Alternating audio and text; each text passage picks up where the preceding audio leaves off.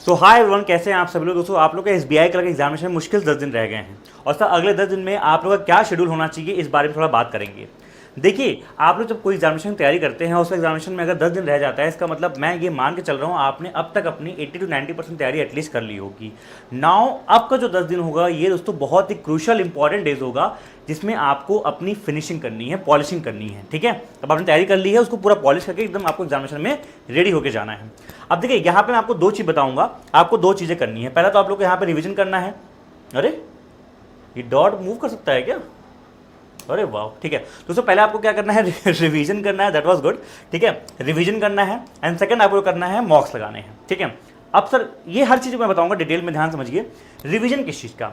देखिए, जैसे मान लीजिए दोस्तों अभी आपने क्वांट पढ़ा होगा, ठीक है, आपने जैसे हम लोग चैप्टर वाइज मान लीजिए आपने पढ़ रखा होगा, हमने जैसे पढ़ा भी दिया अल्फा में आप लोगों ने पढ़ा होगा, तो आपने जो चैप्टर वाइज पूरा कॉन्सेप्ट पढ़ा, जब भी आप कोई चैप्टर पढ़े होंगे आपको कुछ नए क्वेश्चन मिले होंगे, कुछ उसमें कॉन्सेप्ट नया जानने को मिला होगा। जो बच्चे नए हैं खासतौर से, और जो बच्चे पुराने भी हैं, मान लो रिपीटर वगैरह आप हैं, तो आपने कुछ नए टाइप क्वेश्चन की प्रैक्टिस की होगी। हाँ, ये चीज़ें हैं, इसमें थोड़ा ज़्यादा टाइम लगता है, इसमें स्पीड बढ़ाया होगा कि इसमें कैसे स्पीड बढ़ाया, क्या तरीका लगाया। तो अभी उठा के काम करो, जितने भी आपने चैप्टर वाइज अपने नोट्स बनाए थे या फिर आपने कोई शीट में मार्क किए थे, उनको रिवाइज करते रहो। एंड साथ में देखो लिखा भी है, स्टार मार्क क्वेश्चंस को आप लोग क्या करते रहो, रिवाइज, जो भी आपको मॉक से मिले हों, क्लासेस से मिले हों, पीडीएफ से मिले हों, शीट से मिले हों।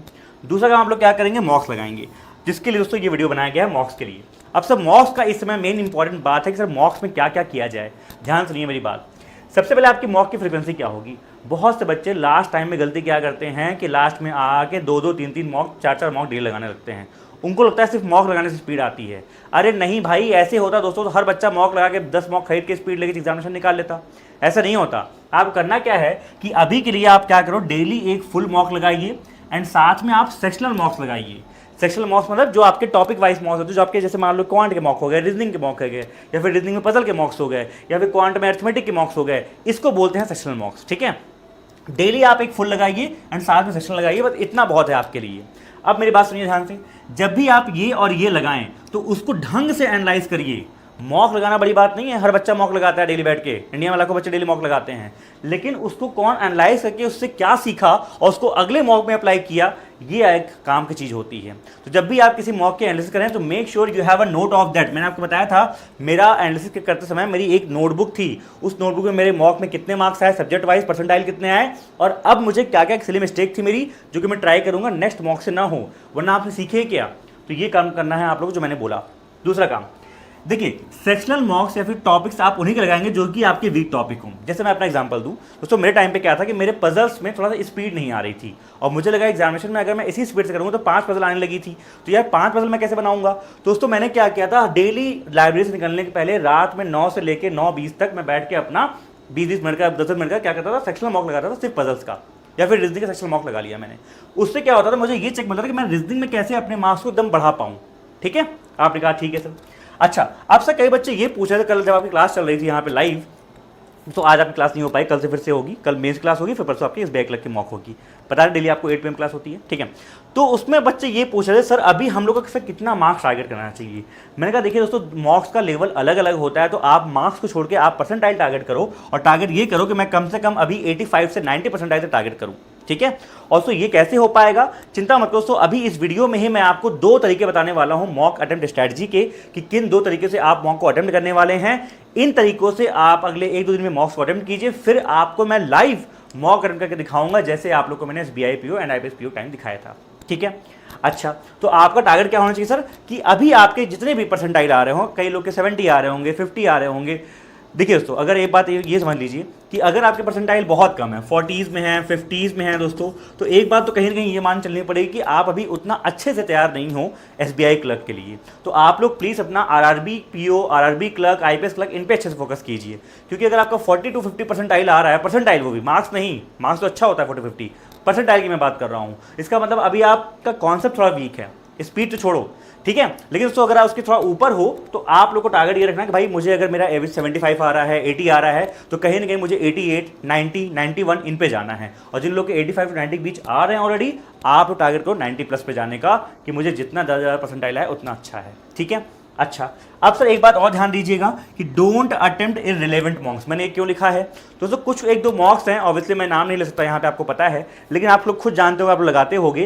कुछ कुछ दोस्तों मॉक्स बहुत ही एकदम इररिलेवेंट बना देते हैं। मतलब कहने का क्या है कि बच्चे के फुल मार्क्स आ रहे हैं 48 और उसका परसेंटाइल है 95। ये कैसे मॉक है भाई? इतना टफ मॉक आपने क्यों बनाया? तो इतना टफ मॉक दोस्तों करने की जरूरत नहीं है। जो आपके रिलेवेंट बात ये होती है कि अगर आपके 85-90 परसेंटाइल आ रहे हैं, 90 परसेंटाइल की रेंज में, मतलब आपके 60-70 तक मार्क्स आके आ रहे होंगे, ओवरऑल बात कर रहा हूँ, ठीक है। अच्छा, अब ये बात हो गई। अब दोस्तों सीधा हम लोग आते हैं मॉक की स्ट्रेटजी पे। दोस्तों आप लोग को मैं 2 मॉक स्ट्रेटजी बताऊंगा, आप लोग बताना अभी आप लोग कौन सा लगा रहे हो और आप लोग को कौन सा सही लगता है जो आपको एग्जामिनेशन में लगाना चाहिए। और मैं भी अपने बताऊंगा दोस्तों मेरी चॉइस कौन सी है, मैं आपको कौन सा बोलूंगा कि इनमें से कौन सा पिक करो। सबसे पहले तो आपकी मॉक स्ट्रेटजी नंबर 1। दोस्तों मॉक स्ट्रेटजी आपके नंबर 1 ये कहती है कि आप पेपर को अटेम्प्ट करेंगे पूरा का पूरा 2 राउंड में। अगर मैं क्वांट की बात करूँ दोस्तों, मैं आपको क्वांट पढ़ाता हूँ, जैसे मैं एग्जांपल देता हूँ क्वांट का। तो क्वांट का पेपर जैसे ही दोस्तों आपके सामने खुलेगा, आप क्वेश्चन 1 से ही पेपर को अटेम्प्ट करना चालू कर दीजिए। दोस्तों अब वो जमाना गया कि आपके SBI क्लर्क के पेपर में 20-20 नंबर का स्पीड मैथ्स आएगा, नहीं आता। इवन 20 छोड़ो, 15 नंबर के भी लास्ट की ईयर की सिर्फ फर्स्ट शिफ्ट में 14 नंबर का आया था मेरे ख्याल से स्पीड मैथ्स, बाकी सारी शिफ्ट में आपका 10-10 नंबर का, 8-10 नंबर का ही आया था, सिंप्लीफिकेशन वगैरह वही आए थे बस।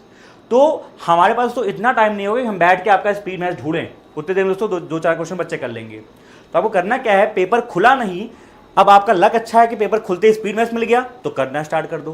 पेपर खुलते ही मान लीजिए अर्थमेटिक मिल गया तो क्या करेंगे सर, उसको भी करो, अर्थमेटिक भी करो, लेकिन अर्थमेटिक के सारे क्वेश्चन आपको नहीं करने कि भैया अब सर ने बोला है, विजय भैया ने बोला है कि सारे अर्थमेटिक करने हैं, ऐसा नहीं है भैया। आपको वहां पे मैथ्स का प्रोफेसर नहीं बनना। अर्थमेटिक का एक राउंड लगाओ, अर्थमेटिक के चैप्टर्स देखो, अर्थमेटिक क्वेश्चन देखो। अब तक दोस्तों आप लोग को मॉक लगाते लगाते, चैप्टर वाइज प्रैक्टिस करते करते ये आइडिया तो लग गया होगा कि कौन से क्वेश्चन मैं जल्दी से पिक कर सकता हूँ, कौन से क्वेश्चन के टाइप मैं हमेशा कर लेता हूँ, ये जो परसेंटेज का टाइप है, ये जो एजेस का टाइप है, जैसे टाइम एंड वर्क के क्वेश्चन ये जो ईजी होते हैं, इनको मैं हमेशा जल्दी कर लेता हूँ। तो आप समझ गए सर, आपको सारे डुएबल्स क्वेश्चन पिक करने हैं। अब मैं एग्जांपल देता हूँ, जैसे मान लीजिए कि आपके पूरे अर्थमेटिक, मान लीजिए मैं कहता हूँ 12 क्वेश्चन मान लीजिए आपके अर्थमेटिक क्या हैं, तो आपके जो सारे डुएबल्स, जो सारे इजी क्वेश्चंस होंगे, 1 लाइन्स के, ज़्यादा वेरिएबल नहीं होगा, ठीक है, फटाक से पढ़ते दिमाग में इमेज बन जाए क्या करना है, ऐसे कम से कम आपके 6-7 क्वेश्चन होंगे, कम से कम बता रहा हूँ, ज़्यादा भी हो सकते हैं। तो 12-13 में अगर आपको पूरी लाइन में स्टार्टिंग मान लीजिए अर्थमेटिक मिलता है तो आप वो कर लीजिएगा। अच्छा, कई बार सर ऐसा होता है, मान लीजिए आपको 3-4 अर्थमेटिक क्वेश्चन मिला, फिर स्पीड मैथ्स रखा हुआ है, फिर DI रखी है, फिर अर्थमेटिक आया, तो इन 3-4 में भी जो आपको मिले, जो भी डुएबल मिले, मान लीजिए 2 डुएबल था, 2 करके आगे बढ़ जाओ, स्किप करने की कला आनी चाहिए। और उसके बाद दोस्तों जैसे मान लीजिए आपको बीच में मिलता है स्पीड मैथ्स, तो मैंने एक चीज नोटिस की है कि स्पीड मैथ्स को इन लोग बिखराएंगे नहीं, जंबल नहीं करेंगे कि 2 स्पीड मैथ्स यहाँ पे है, 4 वहाँ पे है, सिंप्लीफिकेशन, ऐसा नहीं है। सिंप्लीफिकेशन अगर आएगा तो पूरा लाइन से आएगा। तो अब आपको स्पीड मैथ्स अगर दिखी, फटाफट सिंप्लीफिकेशन जो भी है, अगर क्वाड्रेटिक इक्वेशन है निपटा दो, कर लो, मिसिंग नंबर दिखता है तो कर लो, क्योंकि मिसिंग नंबर भी आपके 2 डिजिट्स वाले आते हैं, मैक्सिमम आपके आएंगे 3 डिजिट्स वाले। मैक्सिमम कौन से आएंगे? 3 डिजिट्स वाले आएंगे।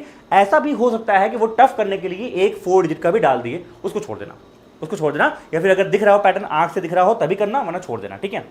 अच्छा, और सर रॉन्ग नंबर की बात ही नहीं की आपने, हाँ जी वो छोड़ना है, क्योंकि सर रॉन्ग नंबर में अगर आपने पैटर्न ढूंढना स्टार्ट किया और थोड़ा सा भी टाइम लग गया, अगर दिख रहा है तो मार्क करो, वरना वहां पर उसको छोड़ो, उसको सेकंड राउंड में करेंगे टाइम मिला तो। उससे पहले हम लोग ये सब निपटा देंगे या फिर DI करेंगे।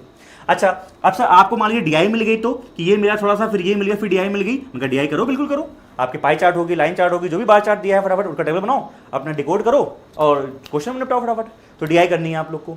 दोस्तों फर्स्ट राउंड में आपको करना ये है कि सारे डुएबल अरिथमेटिक, स्पीड मैथ्स के सारे except W wrong number series and DI कर सकते हैं। अच्छा, अब इसी में दोस्तों अगर आपको फर्स्ट राउंड में ही टाइम मिलता है, एंड में कोई केसेस छोटी सी मिल जाती है, क्योंकि क्लर्क में दोस्तों जो केसेस देगा कभी बहुत टफ केसेस नहीं देता, बहुत दोस्तों चांसेस कम है कि 3 सेट का वेन डायग्राम वगैरह दे, बहुत चांसेस कम है, ठीक है।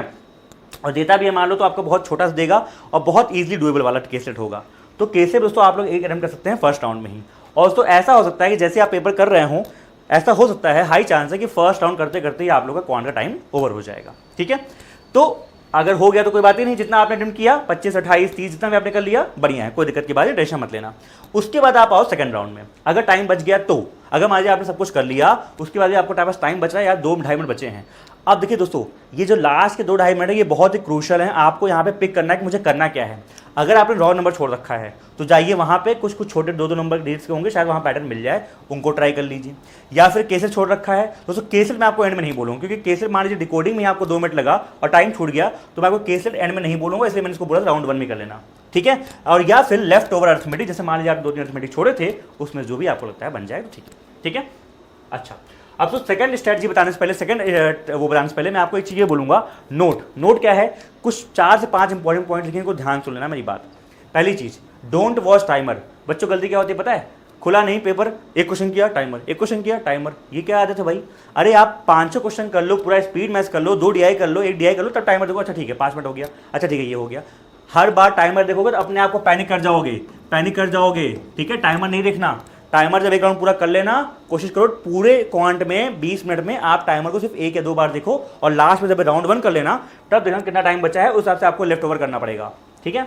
दूसरी बात, attempt mock like in examination hall. अगले 10 दिन में जो आप अटेंड करने वाले हैं मॉक्स, कुछ दिन में आपका एडमिट कार्ड आ जाएगा, तो उसके हिसाब से जिस भी टाइम में आपको मिला है कोशिश कीजिए उस टाइम पे कर लीजिए।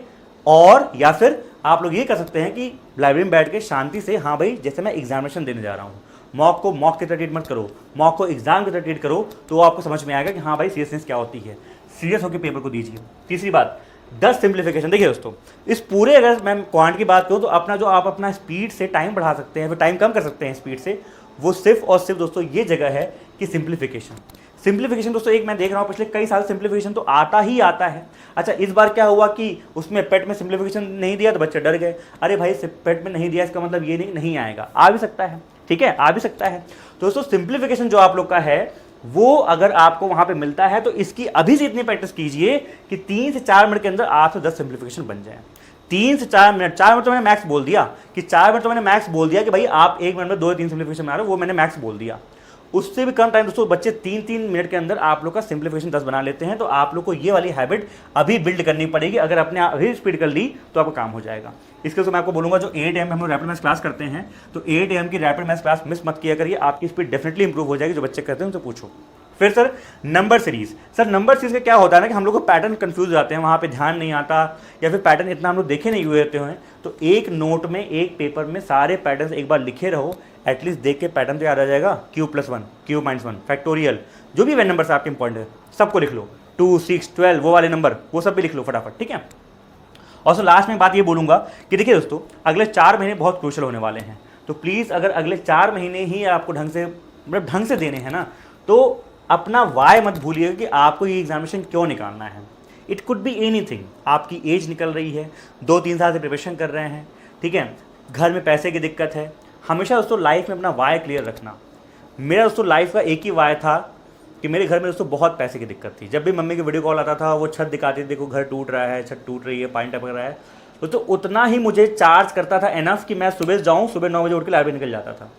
तो डेली मम्मी से बात करना मेरा जरूरी था।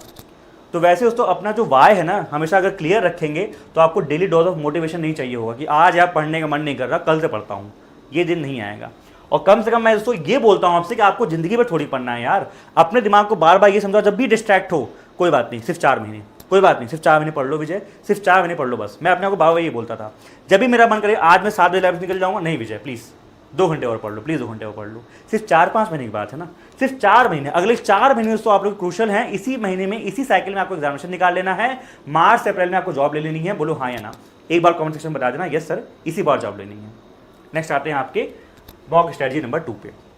अब देखिए दोस्तों, ये आपको मैं लेस रिकमेंड करूंगा, लेकिन तब भी एक काम करना, 2-3 मॉक आप एक काम करना इस तरीके से भी लगा लेना। वो क्या तरीका है सर? देखो दोस्तों, आप जैसे पहले जो करते थे, ये करना है कि स्पीड मैथ्स ढूंढ के अटेम्प्ट किया, या फिर स्पीड मैथ्स या फिर DI, जो भी दोनों में से मिल जाए, जरूर नहीं स्पीड मैथ्स से करो। अच्छा दोस्तों, ये मैं क्यों बता रहा हूँ ये भी सुन लो। पहली बात तो देखिए दोस्तों, कुछ बच्चे जैसे जिनकी अर्थमेटिक वीक होती है ना, अर्थमेटिक दोस्तों सब लोग करते हैं, लेकिन दोस्तों बहुत से बच्चे मैं देखता हूँ अर्थमेटिक छोड़ते हैं। तो ये तो मैंने उनके लिए लाया कि अर्थमेटिक अगर आपको छोड़ना है, मान लीजिए आपने अर्थमेटिक ठीक से नहीं पढ़ा, बहुत चैप्टर आपने कवर नहीं किए हैं, तो ये आप लोग के लिए ही है कि आप पेपर में ढूंढो, जहां जहां आपको स्पीड मैथ्स मिले या फिर DI मिले, फटाफट इनको निपटा दो। अगर मैं कहता हूं 2 DI भी आए, 10 स्पीड मैथ्स भी आए, कम से कम 10-20 नंबर का पेपर तो आएगा इनसे, तो फटाफट आप 20 नंबर पहले ढूंढ के करो, और उसके बाद लास्ट में आप करना अर्थमेटिक। और अर्थमेटिक में जितना आप कर सकते हो, मैं कहता हूँ 4 से 5 नंबर भी कर लिया ना, तो 20 और 5 25 हो गया। जितना कर सकते हो, 15 अर्थमेटिक आते हैं, 5 से कर लिया, बहुत है, पूरा नहीं करना आपको, ठीक है। तो ये उनके लिए है कि आप ढूंढ के करो कि स्पीड मैथ्स को हंट करो, सिंप्लीफिकेशन, मिसिंग नंबर, क्वाड्रेटिक जो भी मिलता है उनको करो, फिर या फिर DI मिल जाए। अगर DI मिल जाए तो खुलते ही, तो इनको करो। कुछ मॉक्स में आप ये करेंगे, क्या बोलते हैं, एक्सपेरिमेंट, ठीक है। फिर इससे क्या होगा दोस्तों, जैसे यहाँ पे लिखा हुआ है कि व्हेन टू अटेम्प्ट, इसको अटेम्प्ट कब करना है?